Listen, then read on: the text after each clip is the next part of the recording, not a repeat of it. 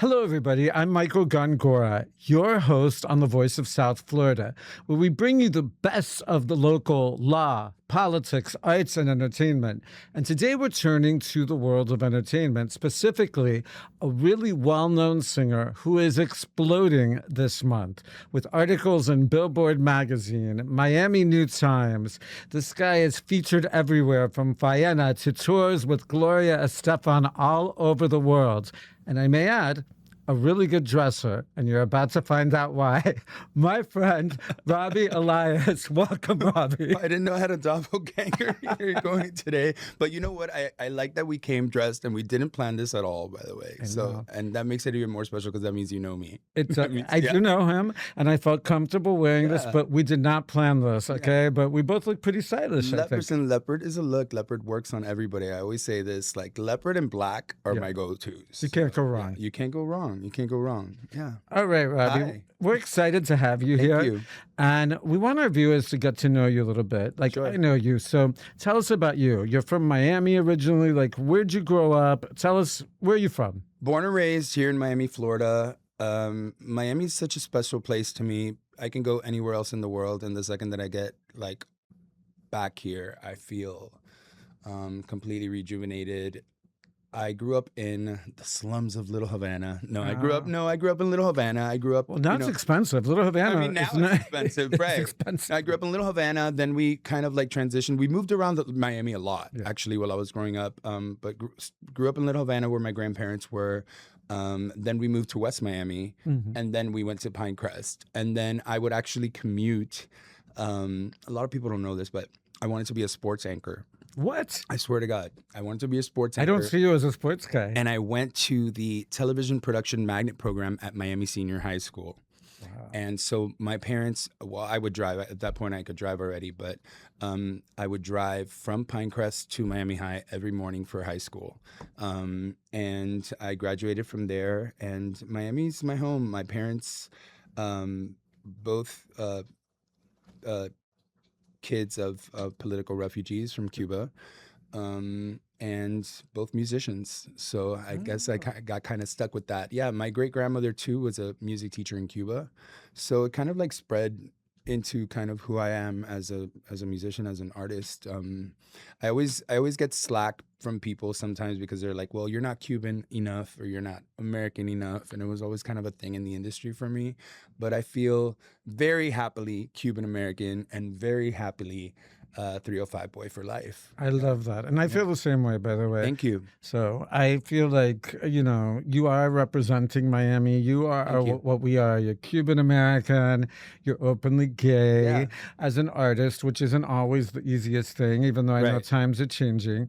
So how did you get into singing? You grew up in a musical household, but how do you transition from that to a professional career in music? Well, like I said, I had kind of this other dream. I wanted to like study journalism, and I was always kind of shy. It's funny because I never sang in front of my family until like school things happened. And then like at school, like they would do a talent show and then I would sing.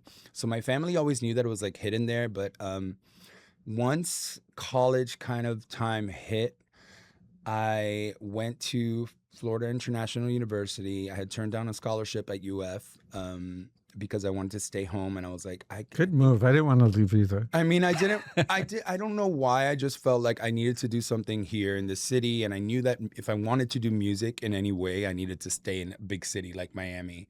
And I started writing songs, and I would go to like artist showcases and songwriting showcases, and there slowly started to meet people, and then from there started getting into the studio. My first big songwriting moment was with Puerto Rican superstar Cheyenne, a song called El Hombre Que Fui that I wrote like in a backyard with me and a few other songwriters, and his manager got a hold of it and it landed on his album.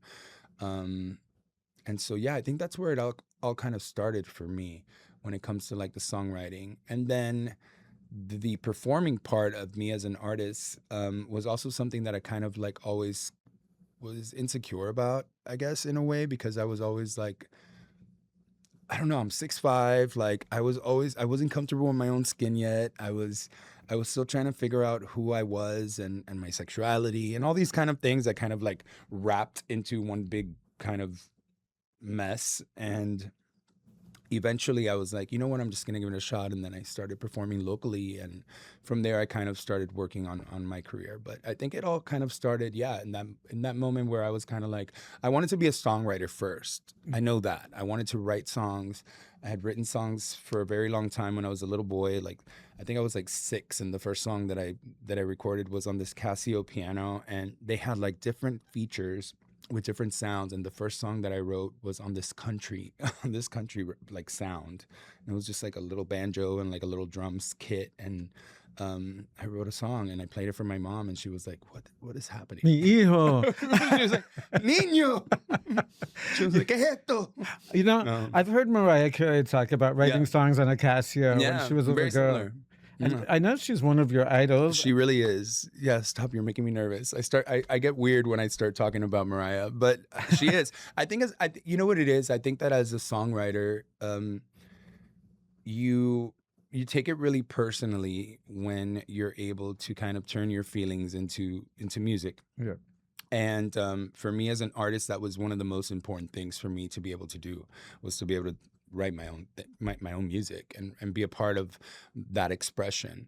Well, that's also where the money is, right? And publishing. Well, yeah, publishing. Yeah, So, absolutely. smart move. Thank you. Thank you. Well, I mean, cut to now, signing with Warner Chappell in the last year, it's been one of the craziest things for me, because like I said, I've always seen myself as a songwriter. So kind of like coming now into the future and being like, wow, I really did that. I remember when I was first getting to know you, like some 15 years ago. Yeah. You were like many young up-and-coming entertainers bartending at the gathering. I sure was. But I remember back then you wanted to be a musician and you were starting to perform. And really, man, it's blown up for you. Thank you. I'm really proud to see you doing well and representing the community well. Thank you. And you are now a multi-Latin Grammy-winning artist and songwriter, right? It's wild. Tell us about that. Well, I mean, it's one Latin Grammy and one American Grammy. So the American Grammy I got for doing vocal production on Ricky Martin's album in 2016, and then the Latin Grammy was for doing vocal production on Alejandro Sanz's album La Música No Se Toca in 20. That's major artist. Major artist, and eye-opening learning kind of situations, right, for me, because I was like, okay, if I can do this behind the scenes, then I can definitely do it in front of the camera as an artist. But I learned a lot in that time. That was also actually, if we're going back to the bartending days, during that time, I was working at gay bars in Miami, and then I was like touring with Daddy Yankee. So it was like I was seeing the two sides of everything. I was like hustling, and then I was like still like behind the scenes of this like great grand like reggaetonero, which was also like highly masculine, and the reggaeton world is, very, very, very masculine. And it was like kind of like I was able to be like this out gay person when I wasn't around, but when I was there, I kind of have to like, pull back. You have a big presence. You said it, but for those of you that missed it, Robbie is 6'5". I mean, you're a tall guy. I'm a big boy. You are There's a lot of man presence. here. There's a lot of man. Yeah. No, and I think that now I embrace that.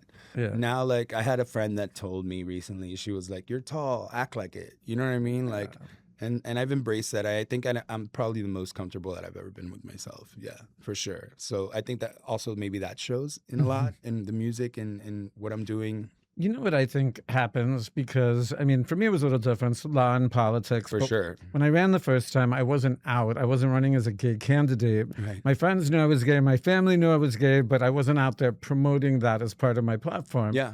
And then, at some point, you just have to embrace it and stop feeling uncomfortable with who you are, because people like genuine people. Yeah. And they sense when somebody's like holding back or masking something. Yeah. And it's off-putting to people, but when you're genuine and people feel like they're really getting the real you, they like you, they embrace you, they want to know you.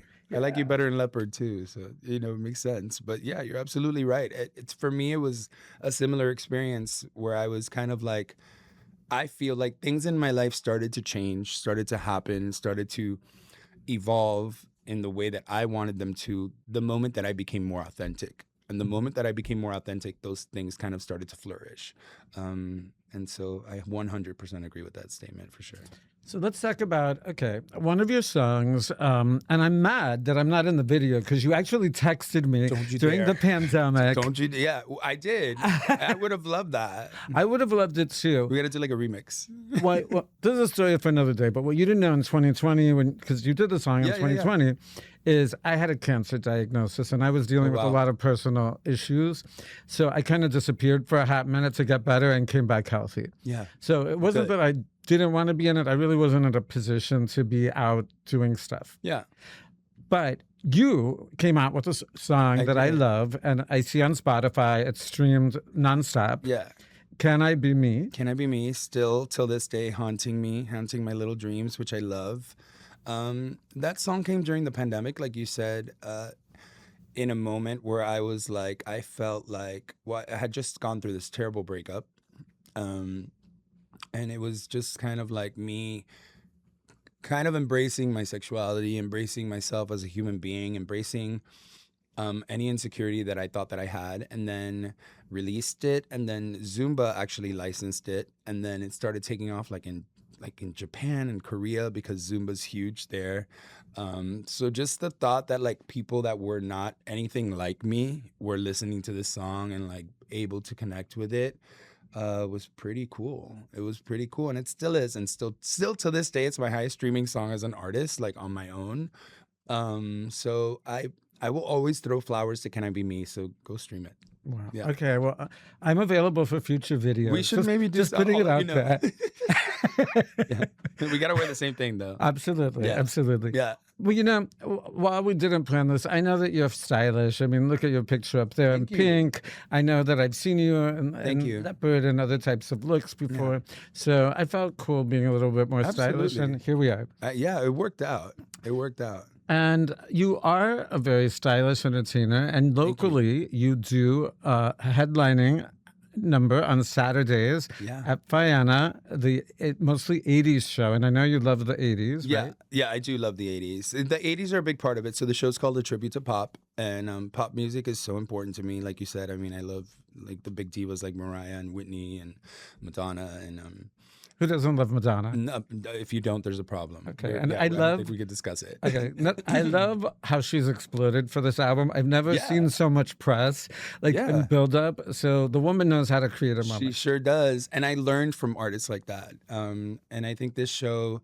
even like the male divas that I call them the male divas, like George Michael and Elton John and Ricky Martin, Freddie Mercury. The show is really a tribute to the nostalgia of what pop music is. So the fashion does lend itself to that. So I actually make a lot of my own costumes. I work really hard to like make sure that they match with my dancers.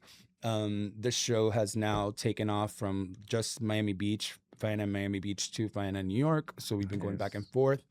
And it's been a blessing because I love pop music is within me, so it spreads into every aspect of what I do, and I like paying tribute. I like paying tribute to the people that came before me. I can't take complete credit for who I am as an artist because I was raised by like my mother cleaning the house to Donna Summer. You know what I mean? So I need to pay tribute to that. And I think that one of the issues that I think a lot of artists have these days is that they don't know their references. They don't know where things came from. You know what I mean? You have to know where you come from. You have to know, well, this song sounds like this because this artist kind of developed that sound first. Mm-hmm. So to me, that's really important. So if I could spread a little bit, music education while I do it, it's fun too. But I love it so much, and I'm so glad that it's doing so well. We've taken it to Dubai. You're so young. Were you even born in the 80s? Yes. Barely, but I was. Yeah, I was. I was an 80s baby. Okay. Yeah, so I didn't grow up in the 80s. Mm-hmm. I grew up more in the 90s, but music from the 80s, from the early 90s definitely impacted who I am as a singer for sure. It was a great era, and you represent it well. So good. I've heard you do George Michael, Spandau Ballet. Yes, That's a nice. Spandau Ballet reference. Come on. Yeah, see, you know your stuff. I like that. Yeah. No, I love music as well. Yeah. Unfortunately, I don't have a vocal talent, or I would be a Well, singer. yeah. But You have other interestingly, talents. I studied broadcast journalism in college, so I didn't want to be a sportscaster, but I wanted to be a newscaster at one point. Close. So, Okay. yeah. Yeah, I actually like I entered that program, by the way, like because I wanted to get into journalism too, and I just knew that I wanted to kind of be on TV, and I wanted to like express myself in that way. And sports was like always something that I kind of like, because I was a cheerleader in high school, and I just became really involved with the sports. So I became the lead sports anchor in that program. I love And that. so when like UF came to like pick people, they were like, "Oh, we'll take him." But then I turned down. You know, obviously they didn't go to the program, but it's crazy how life turns out sometimes. Are you still a sports fan? Yeah, I've been very, very into this World Cup with my boyfriend, and we've been watching. And yeah, Who are you guys rooting for? Well, he's an Ecuador guy, so Okay. he's half Ecuadorian, half Cuban. So I'm rooting for Ecuador. Yeah, I'm rooting for Ecuador, and obviously, you know, Argentina. We love Messi, and it's always exciting to watch him play. Well, tell us a little bit about your boyfriend. Yeah. Well, there's so much to say. He is incredible. I think it's always interesting. I try to balance keeping my private life private, and then, you know, still talking openly about it, because I think it's so important to have representation of people in relationships like us. You know what I mean? That we do have, at least for now, thriving relationships within our community. And he's wonderful. He is very opposite of who I am in a lot of ways. He's a mental health therapist, which is obviously to deal with me. You got to be a mental health Nice. therapist. How nice for you. You gotta, you know, to be able to deal with me, you got to do that. But he's wonderful. We've been together. We just made our 5-year anniversary, and I say it's 6, but he says I 5. learned on Facebook we have the same anniversary. My partner and I have the same anniversary. Our lives are very parallel right now, Michael. For real, that's crazy. That's wild. But yeah, he's wonderful. I like being in relationships. Yeah. I've always liked being in a relationship. I think there's something in the security that I find like really, I don't know, special, and makes me feel safe. And in this industry is really, really tough. And I think when you find somebody that understands what you do and loves it and respects it the way that he does, it's a really, really beautiful thing. Yeah. That's good. Well, I'm happy to see you happy. Thank you. I received that. Don't make me emotional. No. Okay, let's go back to talking about fun things. Back to me. Okay, back to you. All right. Tell our viewers, how do we go see you at Fayena? When are you on? Saturday? Oh my gosh, yes. Every Saturday. We just extended the show till September. They can come see me. If they write to me in my DMs on Instagram, I will literally put them on my private guest list. I'll have my manager do it for them. I don't say no to anyone. I want everybody to be able to come to my show. I love that, like, you know, straight people come, gay people come, drag queens are there. Like, it's a really big mix of a lot of different kinds of people, and that to me is my goal. I think as gay people, sometimes we tend to like seclude ourselves, or like, you know, because we're so used to, you know. I like all people. Yeah, It's what me makes too. life I interesting. like to give my music and the love of music to everybody. So it's for everybody. And Fayena is beautiful. For those of you that haven't been, besides the fact that this guy is there performing and really rocking it, it's a beautiful place. It's actually one of the most beautiful bars so locally glamorous in South Florida. It's gorgeous. I mean, you will feel expensive the second that you walk into that place. And it is expensive, though. And you it may is get in for free, but expect to spend some money on drinks. Yeah, absolutely. Save up. All right. You mentioned that drag queens are there, and I wanted to talk about drag queens. I would love that. Because I understand that you have also been writing and producing music for some of our well-known South Florida drag queens, including Morphine Love Dion, who has been really rocking it on RuPaul's Drag Race. Yeah. Tell us about that. Well, the Dion Dynasty, baby, taking over the world. You just had Athena on the show. I did her song for the show as well on Juicy's. But working with Morphine has been a little different, because Morphine is very, very into her artistry and becoming, you know, this Latina pop star. So we've been working on this album now for a little over 6 months. The first single has come out. It's called ASS and Jeans. I don't know if we could say that, but it's called ASS and Jeans. And the next single will be out soon, in the next month.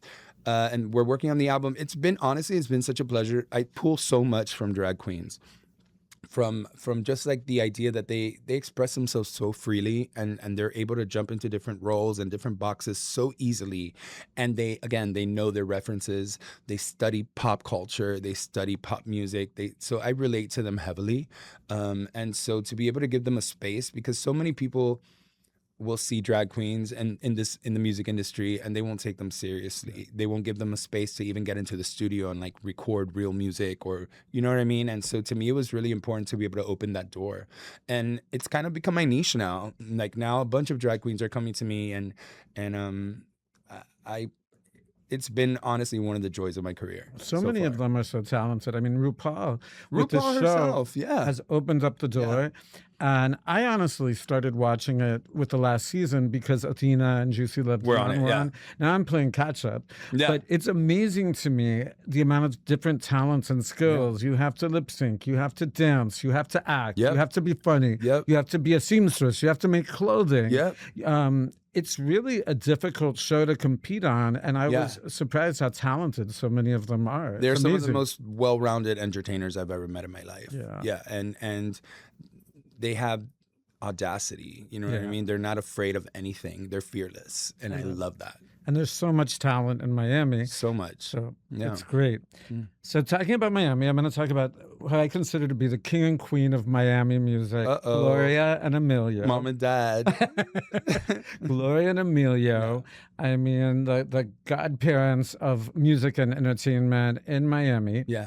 And they have chosen you, and you have been touring with Gloria for several years now, all over the world. Yeah.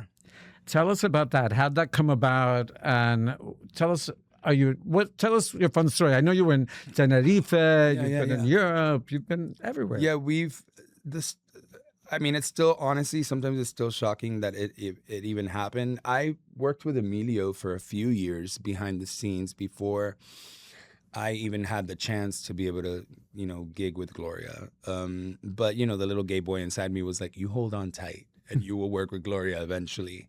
And I did. And it was beyond words. She is the utmost professional. And like, you would think that, at their age, at this point in their career, they've accomplished so much. They still want so much more. They're still constantly working. They're still constantly hustling. And that to me is inspiring so much in itself. But I think the coolest part for me was becoming the Oe Oe guy. Oe Oe. Like in Rhythm is Gonna Get You. Yeah. Rhythm is Gonna Get You. Yeah. And the crazy part is so when I was a kid, I used to be horrifically afraid of that music video, because I don't know if you look this up, there's like that Gloria stuff on video. Everybody's like it's like dark, and everybody's like in neon monster makeup. I don't know if you remember this, but anyways, I'm gonna share a story with you in a minute. I used to be horrified. So I told Emilio this story later too, and he was cracking up. But it was for me like to go viral on the Tiny Desk for like saying the Oe Oe part and like Gloria turning around. It was a moment for me that I'll never forget. I love Gloria so much, and I don't know. I'm forever grateful to them. They've really opened doors for me, and they've been like family, to be honest. Like I know that I could call him up and he'll help me whenever I need it. So they're great people, and They I'm really happy to are. hear that. They I'm really going are. to share a quick story with you. Yeah. Rhythm is Gonna Get You, I think came out 87, 88. Yeah. I was a freshman in college. I was my with God. Ada Gordon Talent, and I went on the audition to be in the video for Rhythm is Gonna Get You. I had long hair, and the guy in the video up. has long hair, and we had to dance in this really weird studio where they were auditioning in North Miami, like maybe North Miami Beach, off of Biscayne, somewhere up Wild. there. So I auditioned for the Rhythm is Gonna Get You That video scared the living daylights out of me when I was a kid. And I mean, still to this day, I go and watch it back and I'm like, what was I so afraid of? I think it was, that song has like a oomph in it. It has like this noise in it that maybe scared me when I was little.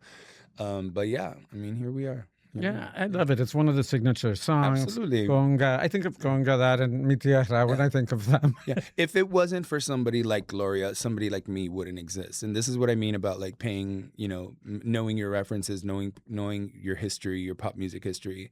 There was a time in this business where I was denied by so many record labels, so many execs, like because they didn't know where to place somebody that sang in English and Spanish. And she opened that door. You know what I mean? She was the blueprint for that. So still to this day, I give her all her flowers. Yes, Love you, Gloria, mother. we both Love you. give it up to you. Yeah, absolutely.